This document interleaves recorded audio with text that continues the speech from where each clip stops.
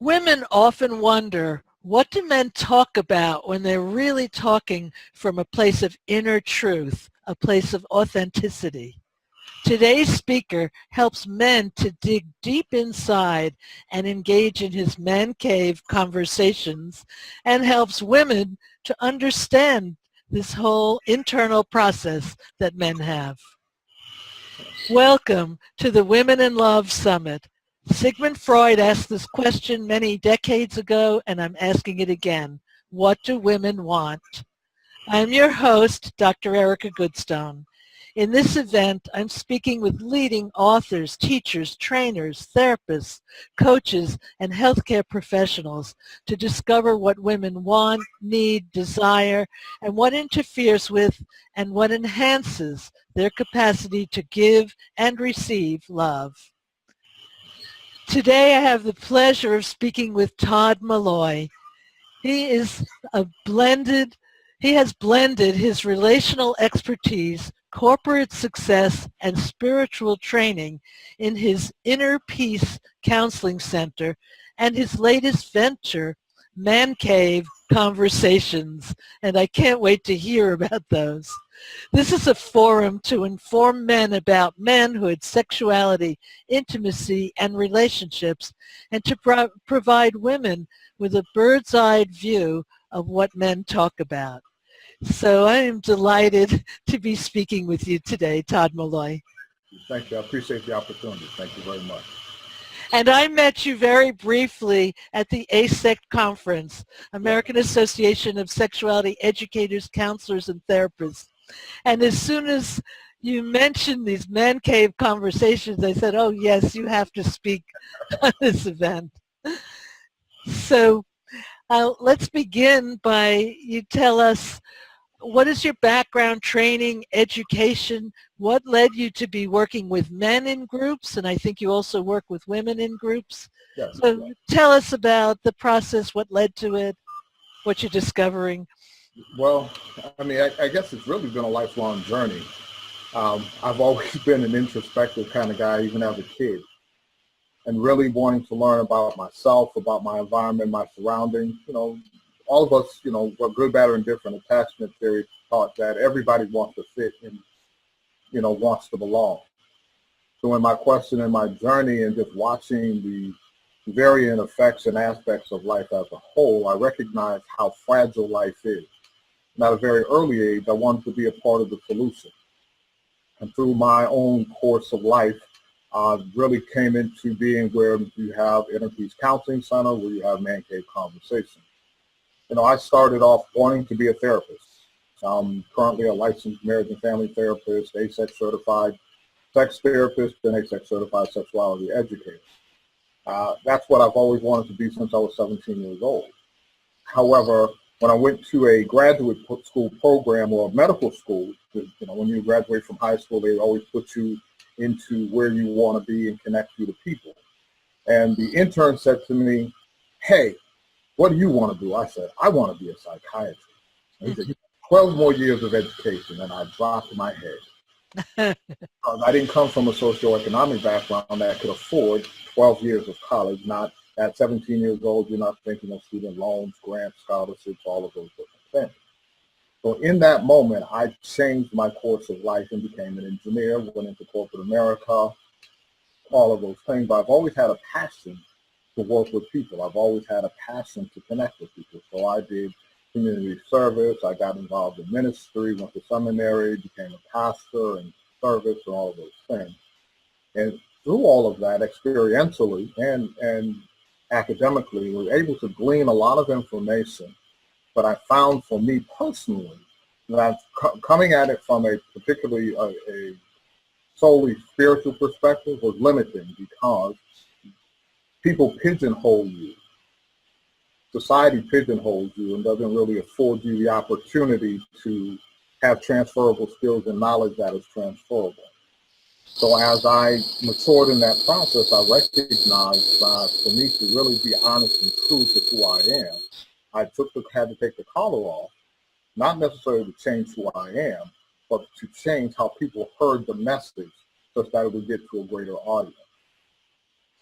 I So, wanted to just share something with the audience that you told me that there's this horrendous rainstorm going on. So if they yeah. hear sounds, that's what Uh, it's about. so and I apologize, but I don't control Mother Nature.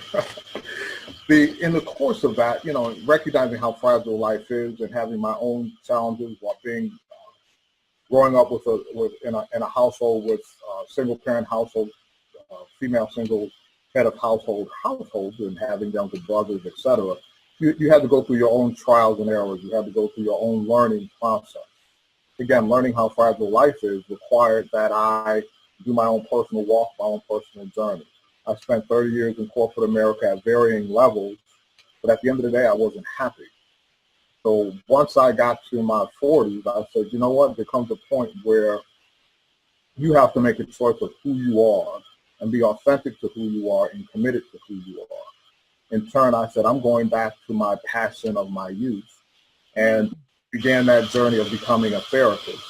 And through that process, and through life, I recognized the disconnects, or what I perceive as disconnects, between men, women, and society.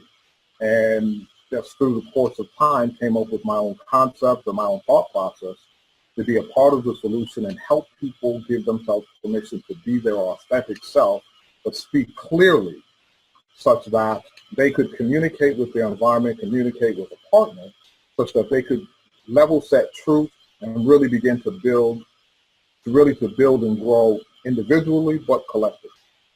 Right, and we see that disconnect in society. We don't always realize that the disconnect is within us. Correct, exactly. But at which point we begin to recognize that and counteract it, I think that we'll be more effective, much happier, much more powerful, empowered within self, and ultimately resonate through relationships and everything that we connect ourselves to. So you say that what women want is not what they see, but what they can't see. So what are you talking about? Well, this is, as you mentioned earlier, the rhetorical, what does a woman want? And which, is a difficult question to answer. And However, it's difficult for women too. exactly. And I find that in my practice. I find that even with men trying to satisfy women or satisfy themselves in the process. Answering that question, who am I? What am I really about? What are really my wants and desires are difficult. But actually, I think it's difficult because of our society from which we live. Everything is homogenized. Everything is how we feel is based on what outside forces tell us that are acceptable or is the next best thing. Marketers have the bandwagon approach. Everybody likes this, so you're supposed to like this. Everybody wants this, so you're supposed to. You buy a phone today, 6 months later, they tell you that your phone is inadequate. So now you need the new and improved phone. It's consistently telling you you're not enough. They create body image, self-esteem issues, body image issues, because your body doesn't look exactly like someone else's. But in order to answer that question, I really believe that why I think it's so complex or that to answer that question is because of how homogenized we try to make everything. However, I believe it's not what they see, but it's through an investigation of their inner self, to really identify their authentic self and understand what is their truth, what is their want, what is their true desire, irrespective of the environmental factors, irrespective of social media. What truly makes you happy, and how you're able to understand it, to articulate that to your environment, to your partner, so that they know how to best handle you. The simplest way that I know how to explain it is the attire you have on as the attire that I have on. Everything has a label of how to best care for it for longevity. So if I send my clothes to the cleaners, if I send my pants to the cleaners, it theoretically will last longer than if I throw it in the washing machine based on the type of material. However, we as people don't have labels.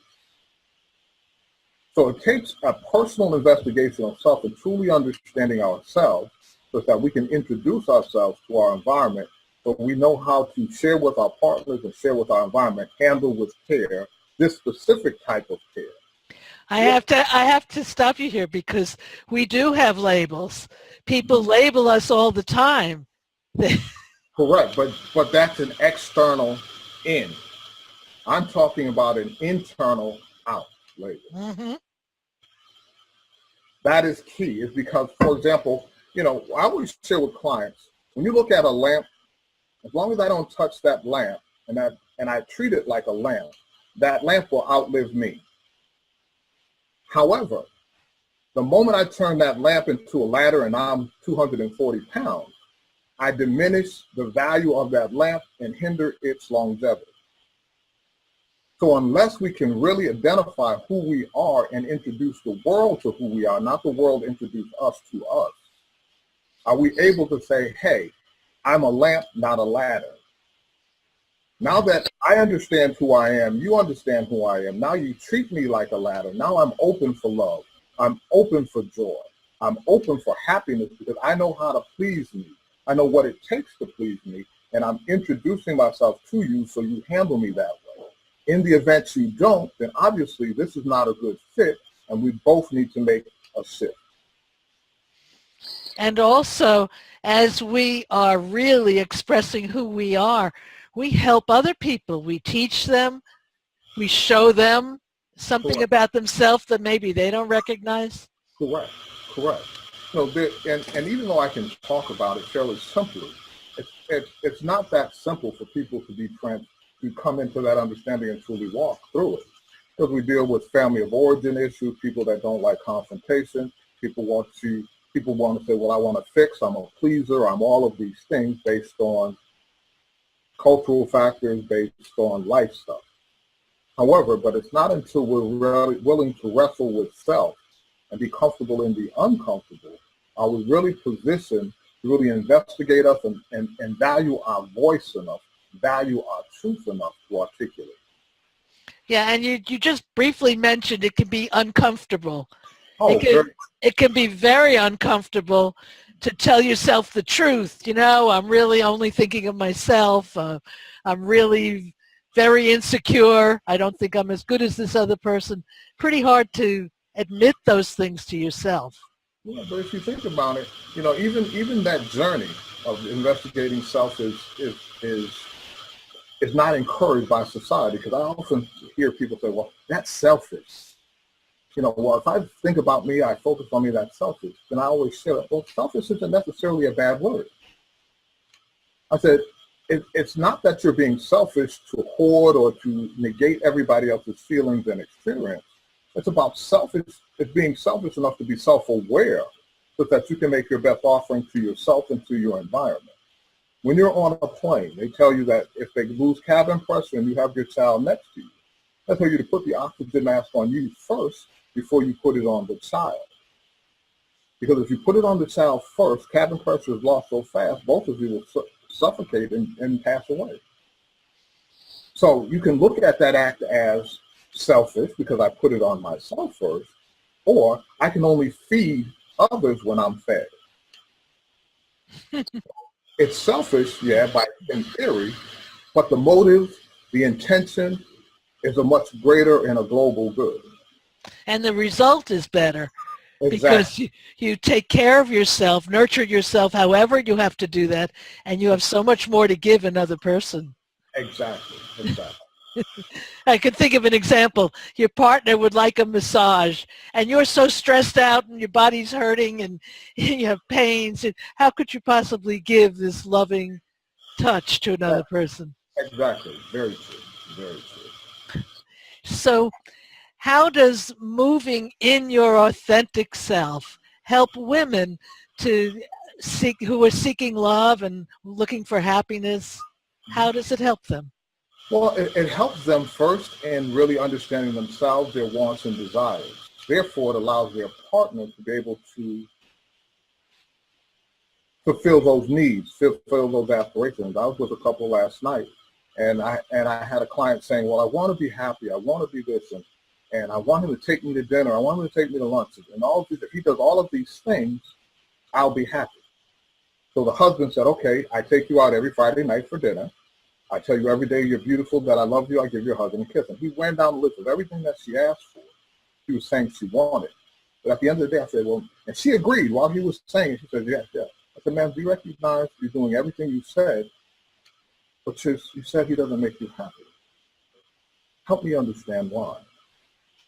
See, if you're not sure, your authentic self and true about who you are, and what your desires are, it's impossible for anybody else to please you. The simplest way, when I first, in the academic world, learned this concept is, as I was told by one of my professors, is that everybody owns their own orgasm. And I walked into class, that's how she started the class, and everybody's looking at each other like, okay, where are we going with this?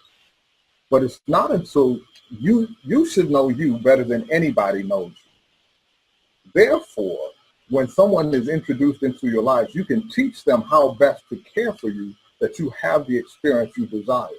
Because if you can't define that for yourself, even if they're doing all of those things, you won't even know, because you haven't defined it for yourself. Moving in your authentic self allows you to understand your truth, understand how you want to be touched, how you want to be spoken to, how you want to be cared for. Because how people are cared for are different for every person. Everyone doesn't like a kiss on the cheek. Everyone doesn't like a kiss on the forehead. Everybody doesn't like a side hug or a pat on the tail. However, you must understand these things. You must understand the tone of voice that works best for you, so that you can teach. And men are target-oriented, good, bad, or indifferent. Men get frustrated at nebulous definition. So if they keep throwing a dart and keep missing, they'll eventually stop. It's not that they don't want to make you happy. They're tired of the failure. It's so true. So the moment you're able to define your authentic self, define who you are, and clearly understand your truth, you give him a target he can hit. And he'll hit it all day long. But if you say, well, it's like, or I'm not sure, but if you keep trying, you'll get there. Well, people do get weary and well-doing, even though the Bible says not. No, it's worse than that. They don't usually say, if you keep trying, you'll get there. They say, you'll never do it. They're telling the man you're no good. You're never going to be able to do it right. Exactly.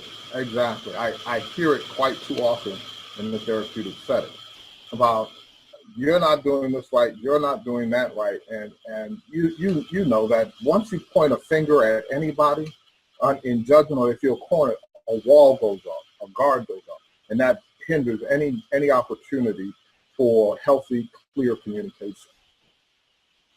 Yeah, so you talk about something important, unweaving the tapestry, getting rid of the old. So what do you mean by that, and how does this help women to create love? Oh, in unweaving the tapestry is when we really look at ourselves, or women will look at themselves, they recognize their definitions, their stories are created as a result of a history. Your family of origin messages, those things that you learn through your exploration, through your academic experience, through your personal experience. But in the midst of that, is that really who you are today? Do you really believe the things that your parents told you when you were kids today? Too oftentimes we hear information from authority figures, people that we respect and value, and we take a snapshot in time and freeze frame it. And then we carry that message throughout life. But the question is, does that message have the same relevance in an environmental factor that consistently changes around you? It's not about it was either right or wrong, but are you competent? Is your information relevant to where you are today? So, for example, manhood. When you're 18, whatever, in your teenage years, you're defining manhood. That's nice. However, you're not married, you're not 40 gainfully employed, if you don't have children, you don't have all of those things. So even though you define manhood at 18, if you're playing 18-year-old manhood at 30, 35, 40, there's been so many environmental changes that you're going to have a problem if you're trying to play to that same definition. I have seen that so often with couples that the man, usually the man, sometimes the woman is like that, but the man wants to still go hang out with his friends, party till 3 o'clock in the morning, and leave the woman home not knowing what's happening. And And they feel entitled. They're very upset that they can't do that. Yeah, exactly. But it's about understanding their shifts and the changes and really understanding about what you want to build. So unweaving that tapestry is really about men and women looking at where they are today and the information they have. How relevant is it to who they are today or who they look to be going forward? So now I have to look at how I present myself. I have to look at the definitions that I put on adulthood or my femininity or my masculinity and all of these things. But in that process, it can be challenging. I have a client, her name is not Deborah, but that's what we're going to call her for the sake of our conversation. But she said, I was raised to be the good little girl. Mm-hmm. That I didn't have a voice. I was to please people. Even in intimacy, I'm bred to pleasure, not be pleasure. She was afraid that she's never looked at her vulva. She's not explored her body. But she's learned how to care for others. Now, however, now she's in her 40s and she's tired. She's in her 40s of not being included in her own life. Mm-hmm. So now unweaving that, guess what can I do for you? Unweaving that fixer, unweaving that wanting to please people, that natural instinct that she consistently does through varying situations and circumstances. But now she has to learn how to move slow. Slow down, really connect to her current experience and connect to it and understand it well enough to know how to respond from this place as opposed to habit. She shared with me going through this process, and actually when I work with my clients, I call it present, honest, sincere in every moment. It's about connecting to self and sharing your experience to level set it with the environment that I'm in the right place at the right time, saying and doing the right thing because I have the appropriate information. So I can adjust to move forward in the healthiest way for me and the person that I'm connecting to. Yeah, and what you said really resonated with me about, I forgot the wording, but being present and honest. Right. Honest, sincere in every moment. Yes. In every moment. I know so many people that just don't do that. They lie, they make little lies, little white lies because they think that it's better or something. Correct, no. But my thing is to share your truth. Your truth has validity. If you negate your truth, I actually see it as you negate your own value of your inner thoughts, your inner feeling. And if you devalue yourself, why should your environment value or people in your environment value? But in this process, she shared how she wanted to vomit at times to have that internal struggle of just going with the flow, going through what's normal and natural, as opposed to really connecting to herself and sharing, says, hey, I'm uncomfortable. Hey, I like this. No, I don't like this. No, you're not going to talk to me that way. I think you need to change your tone of voice. Because when you talk to me in this tone of voice, I don't feel valued. I don't feel appreciated. I feel disrespected. Well, as you're talking, I'm thinking about so many people that turn to drugs and alcohol or some other escape or sexuality or pornography or strip clubs. I mean, there's so many ways to escape and just you feel better for the moment, but you didn't face those changes that you have to make. So why don't you talk about some of the challenges that people can face if they really decide, yes, I'm going to be authentic, and then all of a sudden they have to really do it. The challenges are a change with the relationships that you've built over time. Because remember, when people see us and relate to us, good, bad, or indifferent, they're putting us in a box. They know what buttons to push to get you to respond a certain way. Or they're looking for you to approach them a certain way or speak to them a certain way. However, when you begin to shift and connect to your own experience and share your truth, you no longer respond the same way. Mm-hmm. You know, the language changes, your disposition changes, and it's not necessarily for a negative thing. It's adjusting to your now truth. And the people around you will not always be comfortable with that change because, well, I've always seen you wearing blue. Now, why are you putting on red today? I don't understand this change. Please explain it to me. And you're not always going to want to be in a position to explain something that you're still evolving in, that you're not clearly understanding, but you know it's the right path. But now all of a sudden, people will begin to speak into your life and tell you why it's not necessary for you. But you're such a wonderful person. And I like you and everybody that sees you all. Why do you think it's necessary for you to change? Because they're not seeing the inner turmoil that you live with. They're not experiencing what you experience when you go home by yourself and you're trying to go to sleep and can't sleep. Well, they also may benefit from you being how you've always been. Correct. They may not get the same benefits if you start, Exactly. reserving maybe friendships, you'll back away or something. Right. I have a client just recently tell me how she understood her family was using her as an ATM machine for 15 years. That's had a real impact on her financial situation. So she recognized she couldn't do it anymore. She went to them and told them that she's not doing it anymore. And I said, well, did they have was it a difficult conversation? She said, no, they actually said, okay, it was fine. And I said, well, why did they do that? They said, oh, you were always doing it. We thought you should stop a long time ago, but we always recognized you gave us money, so we just kept asking. Wow. We were consciously taking advantage of you because you left the door open for us to take advantage of you. Wow. People benefit from the old self that may not benefit from the new self. Right, and they may not be so honest about it also. Correct. Very, very true. All right, so someone lets go of the old tapestry and makes these changes, and then what? What happens? Well, once you make those changes, you learn to become comfortable in the uncomfortable. You learn how, sometimes it's okay to disappoint people. You're not going to make everybody else around you happy. I think that if you actually try to make everyone around you happy, you'll be miserable. The one person that you can make happy is you.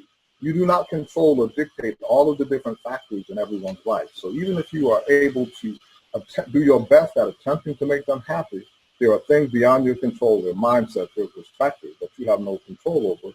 So the propensity or the possibility of you actually making them happy is questionable. But to make you happy, I think that's important. That's something you have greater control over. And by you being happy, what impact will you have on your environment? How will you be able to impact them that they can actually see your joy and resonate from your joy and connect to your joy and help elevate them to wherever they need to be? Be encouraged by your mood, be encouraged by your shift and your changes. So number one, I just think it's very important that you connect yourself so you be comfortable in disappointing people. You'll have to be uncomfortable when people say, well, I like the old you. You have to learn to be comfortable in now these visceral experiences that you're having because you don't feel normal. You don't feel like you're your old self because no, you're not. You're being transformed. So in the midst of the change process, you learn to become comfortable. But once you become comfortable in the uncomfortable, what can stop you? Wow.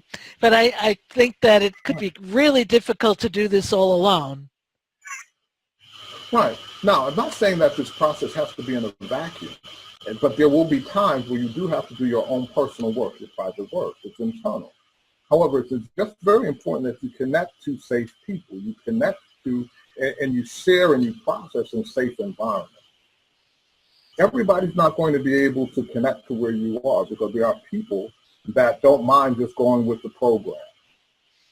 Here we are. You're supposed to be, as a society, we raise children to be seen and not heard. When you get a little older, if you can't say anything nice, don't say anything at all. When you become an adult, they tell you to be politically correct or your socioeconomic situation will be challenged. So whether consciously or subconsciously, as a society, we're telling people just to go along with the program. Yeah, just keep drinking the Kool-Aid and keep it rolling. There's some people that can survive and thrive in that environment. Not everybody. So, and there are also people that are brought up to just always say what they want and they're disregarding the other people. Correct. Very, very true. But in the process of just being comfortable in the uncomfortable is they have a right to their experience.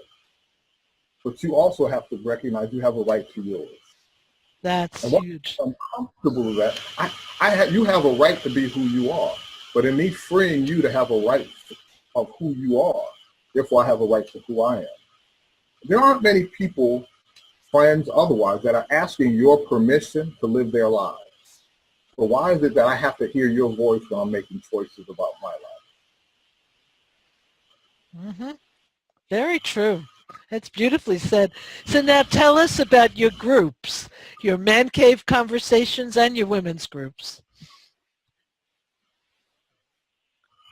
Well, with Man Cave Conversations, it's really about creating a forum for men to talk about all of the taboo subjects. We'll talk about manhood. We'll talk about sexuality.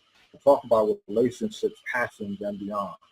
In an environment where we're just being open and honest. You know, one of the things that I've learned over years of meeting with men is that once you put men in the room together, they hold each other accountable for truth.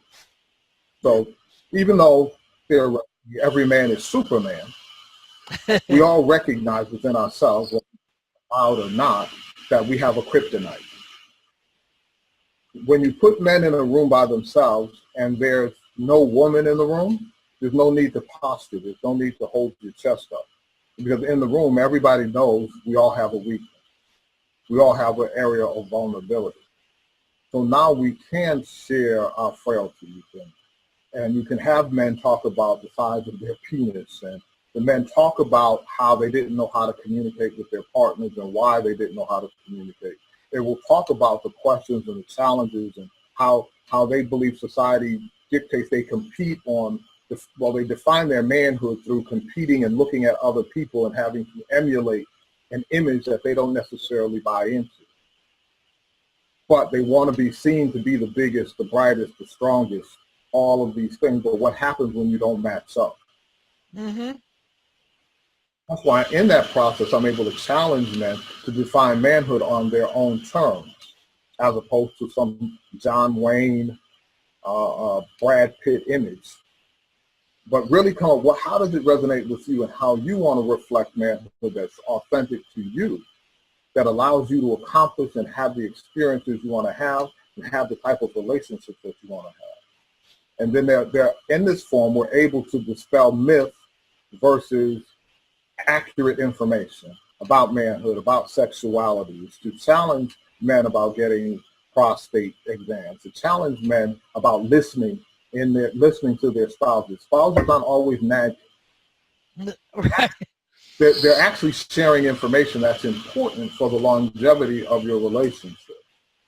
But in that form, they're able to be open and able to share. And in addition, as I'm meeting with women, you know, I actually very much enjoy talking to women because, number one, I was raised with a lot of women in my life. So I was privy to conversations as a kid that men aren't typically privy to.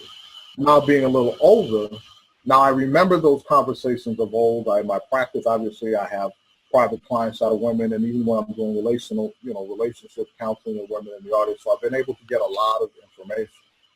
But now also, when I'm in that setting, now they can share information, but now being male, I'm able to understand academically, experientially by working with women in their perspective, but then I can also share a man's perspective.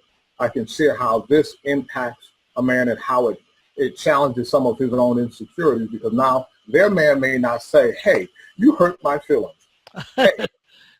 Hey, I don't like the way you talk to me. Can you turn your voice down? Hey, I'm afraid. Men aren't taught to be comfortable to be that vulnerable with a partner. However, now when I'm beginning to have that conversation and why he may posture, why his chest gets big, and how to speak to a man such that you can work your way around those things to get him to hear you, it creates healthy dialogue. It creates opportunity for growth on both sides, such that now as partners come together, whether they share it within themselves or not, they mentally have a different perspective, so their approach changes. Wow, that's huge. Right. So now with Man Cave Conversations, and we have these conversations, it allows women to get a bird's eye view of what's going on inside. Now, as they're watching it together, I'm having couples now just begin to have conversations. Even for women that don't like the show, that it's just too rough, it's too raw, it's too basic. But then they're able to share conversation. But then the guy says, well, it might be rough, raw, and basic, but it's the truth. This is how I think. and begin to have that dialogue. So either whether you like the show or not, it's creating the conversations that are necessary for people to have the types of experiences they want. So is this show on the internet? Is that what you? Yes, it is. It is on the internet, mancaveconversations.com, and you will see the first season, and we're just initiating the second season now. That's wonderful. So women really have an opportunity to hear what men are talking about. Well, most definitely. And again, we're fairly candid, but at the same point, they're even sharing their perspectives about women, such that one of the gentlemen used the phrase of, "I'm looking for a woman that understands the concept of being a private dancer, that your sensuality, your freedom expression is wonderful, but it's not for display." Wow. For me, private dancer means private.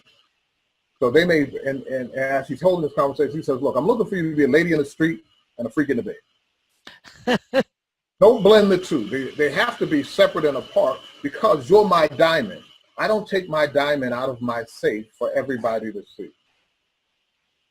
Certain part of this diamond is only for relationship with me and to be exposed for me. That's beautiful. That's powerful. But through Man Cave Conversations, we're able to hear men kind of talk and share that type of information. And now it resonates. So what may seem at times, all things decent in order, to be controlling or attempting to be manipulative is actually not. It's, hey, it's the way that I see you. Yes, and sometimes it's my own insecurity.